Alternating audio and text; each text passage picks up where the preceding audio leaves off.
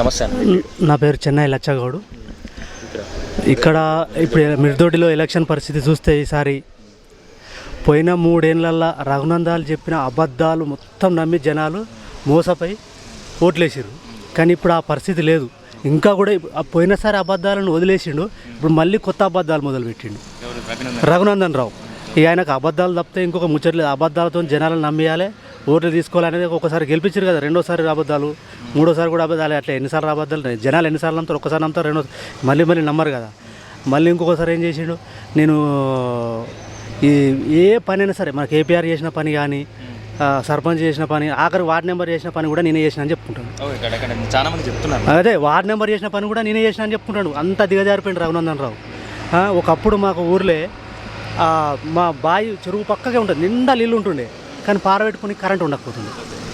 అప్పుడు పరిస్థితి ఏంది, నేను మహారాష్ట్ర పోయిన వలస నేనే ఆడ 1000 రూపాయలకు 1200 జీతం చేసుకుంటుంది. కానీ ఇప్పుడు ఫుల్ వాటర్ ఉన్నాయి. కానీ ఆడ ఏమవుతుంది, మాకు కనీసం ఒక అడుగు జాగా ఒకటి బర్రెం కట్టేసుకుందామన్న జాగా లేకుండా అంత పొలాలు చేసి మరి. అప్పుడు ఏంటంటే ఒక మడి ఉంటుండే. ఇప్పుడు అసలు పోయే ఒడ్డు, మనం నడుచుకుంటూ పోయే ఒడ్డు తప్ప బీడు జాగా అనేది కనిపించకుండా అయిపోయింది మా ఏరియాలో. అట్లా వాటర్ అంత పుష్కలమైన వాటరు. కూడవెల్లి నదిలో కనీసం ఇసుకలు ఎండాకాలం వస్తే దాన్ని తోడి ఇక్కడ రఘునందన్ రావు గెలుసుడు ఇచ్చిపెట్టి పోటీలో కూడా ఉన్నాడు.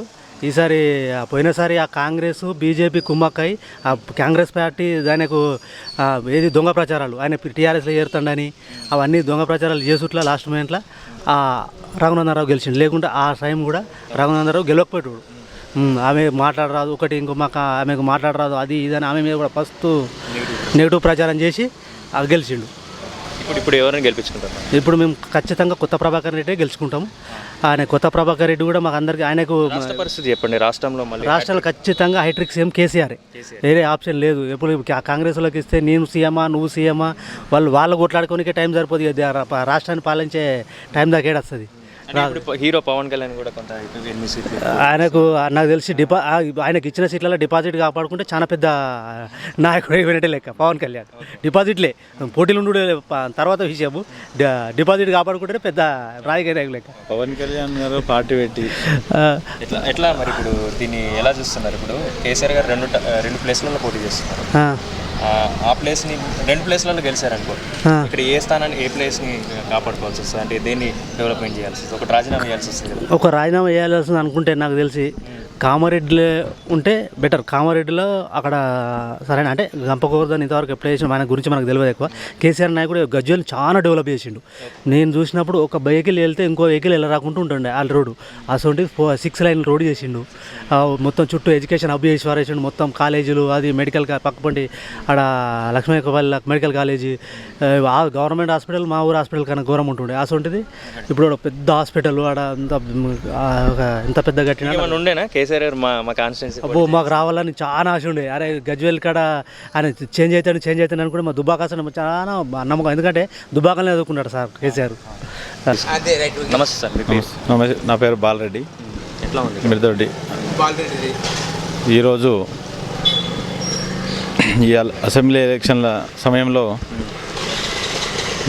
నిజంగా చెప్పాలంటే గత 15 సంవత్సరాల నుంచి 10 సంవత్సరాల కింద ఏ ప్రభుత్వం అవుతుందో ఏ ప్రభుత్వం చేయలేని పనులు ఈరోజు తెలంగాణ ప్రాంతంలో ఎక్కడ కానీ టీఆర్ఎస్ గవర్నమెంట్, బీఆర్ఎస్ గవర్నమెంట్ చాలా ఉన్నతమైన పనులు చేసి ఈరోజు రైతులను కానీ ప్రతి కార్మికులు కానీ ఆరోగ్యవంతులుగా బతుకుతున్నారు.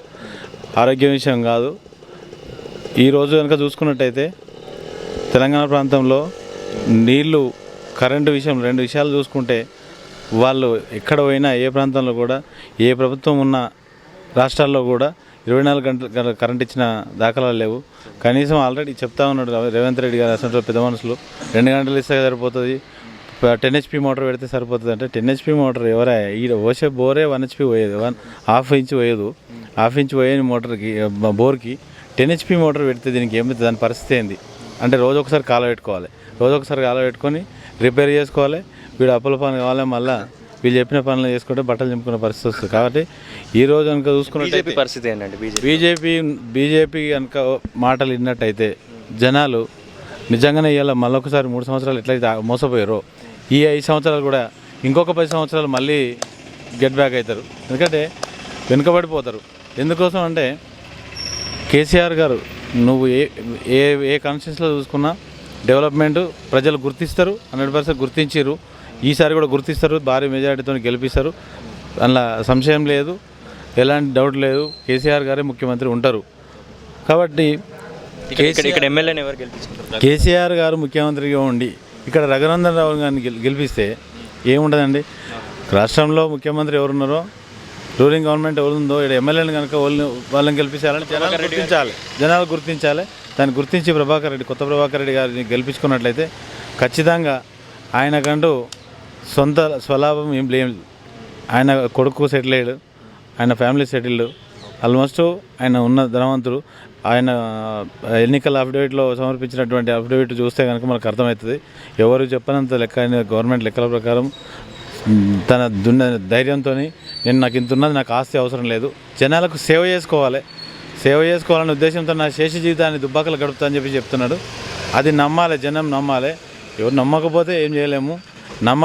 నమ్మడానికి గల కారణం ఏంటంటే ఈ 10 సంవత్సరాల కాలంలో ఆయన చేసినటువంటి అభివృద్ధి కార్యక్రమాలు, ఆయన ఎంపీగా పనిచేసినటువంటి ఈ 10 సంవత్సరాలు ఆయన ఇచ్చిన నిధులే. ఈరోజు రఘునందన్ రావు చెప్తున్నాడు నేను తెచ్చి చేసినట్టు. ఎవరంటే చేసింది? ఎంపీగా ఉండి ఈ 10 సంవత్సరాల కాలంలో ఈ సీసీ రోడ్ కావచ్చు, అది కావచ్చు, సెంట్రల్ గవర్నమెంట్ తీసుకొచ్చి కొట్లాడి తెచ్చింది ఎంపీ గారు. ఏ పని చేసినా ఎంపీ గారు. ప్రభాకర్ రెడ్డి గారు చాలా సున్నితమైన వ్యక్తి, చాలా మంచి వ్యక్తి. ఏ వ్యక్తి అయినా నాకు ఈ ఆపద ఉందన్న అని చెప్పేసి పోతే సహాయం చేసేటోడే కానీ దూరం కొట్టేటోడైతే కాదు. అది జనాలకు ఆల్మోస్ట్ అర్థమైపోయింది ఈ 10 సంవత్సరాలు. అల్టిమేట్గా ఇప్పుడు మళ్ళీ BRS government third time hat-trick ఖచ్చితంగా 100కి 100 పాళ్ళు హ్యాట్రిక్ సీఎం అవుతాడు. దీనిలో వేరే డౌట్ లేదు. ఇంకొకటి, వీళ్ళు లేపే పుకార్లు మా ఏరియాలో భూములు గుంజుకుంటారు, ఏదో సోలార్ ప్లాంట్ వేస్తారు, అది వేస్తారు, ఇది వేస్తారు కదా. అట్లాంటి విషయాలు నిజంగానే మల్లన్న సాగర్ వచ్చిన రోజు, సర్వే చేసిన రోజు నేను సాయం చేస్తాను, నేను మీ ముందు కొట్లాడతా అని చెప్పేసి రఘునందన్ రావు అన్నారు. ఏ ప్రాజెక్ట్ని ఆపిండండి? ఒకవేళ గవర్నమెంట్ కనుకుంటే నిర్ణయం చేసుకుంటే ఏ ప్రాజెక్ట్ని ఆపిండు, ఎంతమందికి సాయం చేసిండు? వాళ్ళని నమ్ముకున్న వాళ్ళు సాయం చేసుడు కాదు, ఆయన బాగుపడు కాదు, ఎంతోమంది నష్టపోయారు. ఎందుకంటే నిజంగానే ప్రాజెక్టు ప్రారంభమైన రోజు ఆయన 6 లక్షలు ఇస్తే ఆ 6 లక్షలు తీసుకుపోయిన వాళ్ళు 1,50,000, 1,30,000 10 ఎకరాలు కొనుక్కున్నారు, 6 ఎకరాలు కొనుక్కున్నారు. ఇదే వీళ్ళ మాటలు నమ్ముకొని నేను వీళ్ళు నిజంగానే మన పెద్ద మనిషి కదా లాయర్ కొట్లాడతాడని చెప్పేసి ముందు మాకు సాయం చేస్తాడు, నిజంగానే మాకు న్యాయం జరుగుతుంది, ఇంకో 10 లక్షలు ఎక్కువ వస్తాయని చెప్పేసి ఆశపడి ఏదో కేసు వేసి అది చేసిన వాళ్ళు 4 సంవత్సరాల పబ్బం గడిచిపోయింది. అటో ఇటో కోట్ల చుట్టూ తిరుగుడు. ఇంతలో ఈ 1,30,000, 1,50,000 ఉన్న భూమి కాస్త 15 లక్షలు, 16 లక్షలకు వెళ్ళిపోయింది. అంటే అక్కడ డబ్బులు రాలే, ఇక్కడ జాగ దొరకలే. ఇప్పుడు వచ్చిన 6 లక్షలతో డబ్బులు కొనుక్కుందామంటే ఇప్పుడు 20 లక్షలు, 30 లక్షలు, 40 లక్షలు అయింది. ఎటు కాని పరిస్థితుల్లో నిజంగానే అర్థం చేసుకోవాలి జనాలు.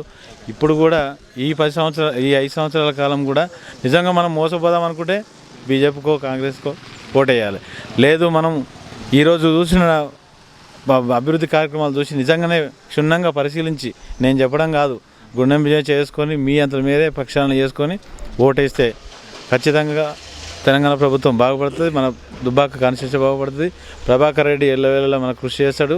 24 అవర్స్ దుబ్బాకలో ఉంటాడని హామీ ఇచ్చిండు. ఆయన శేష జీవితాన్ని దుబ్బాకలనే గడపాలని ఖచ్చితంగా హామీ ఇచ్చిండు, ఉంటాడని చెప్తున్నాడు.